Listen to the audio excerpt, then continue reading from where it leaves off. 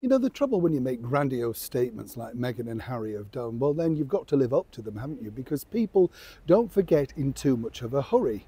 If you remember, less than a couple of months back now, Meghan and Harry decided to go all the way to Nigeria on that fake royal tour. Apparently, it was a glittering success, according to them. And of course, is going to be seen on TV too, because they took along a camera crew, their own personal photographer, and of course, People magazine to document just what a wonderful success it was.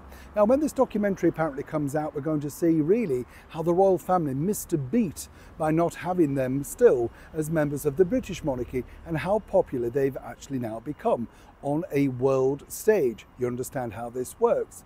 But apparently not everything is simply going to plan after Nigeria. Oh no, let me explain. Hi, good to see you. Yes, I'm talking to you. You all right? Thank you so much for your time today. Nice to have your company. And also, as ever, thank you for joining me, and welcome one and all brand new subscribers. I am truly grateful. It's lovely to have you on board. And of course, you know, be welcome.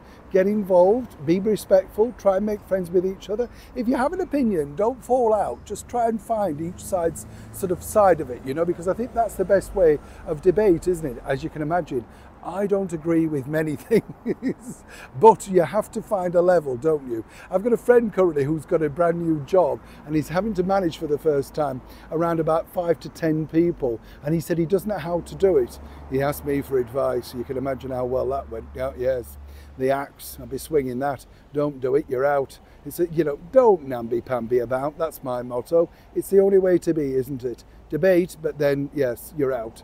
Back as ever, though, to your royal story of the day.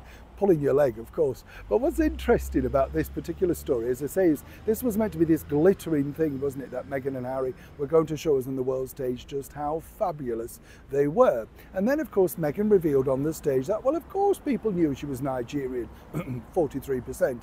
Anyway, because she was beautiful, strong, powerful, all, yes, you know, throwing all the adjectives against herself, you know, forgetting the woman sat opposite her, of course, but that's Meghan, just a mirror. That's the whole point.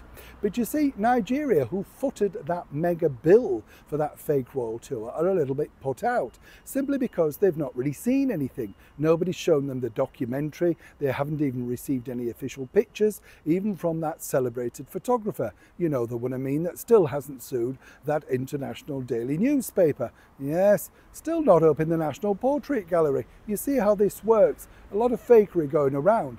But what's interesting is they want to see how they're going to be represented on the screen, and apparently have reached out numerous times, but apparently it's still in the editing stage. A little bit unkind considering they footed the bill. But there's a bigger problem, you see, now, because Harry and Meghan believe that this particular film will launch their world stage appearances. They're using Nigeria simply so that they can say, look, invite us, we put your place on the map, and then other people around the world will want to come. So far, there's been zero interest from other countries. And as I've told you before, it's a simple fact of this. It's a cost of living thing.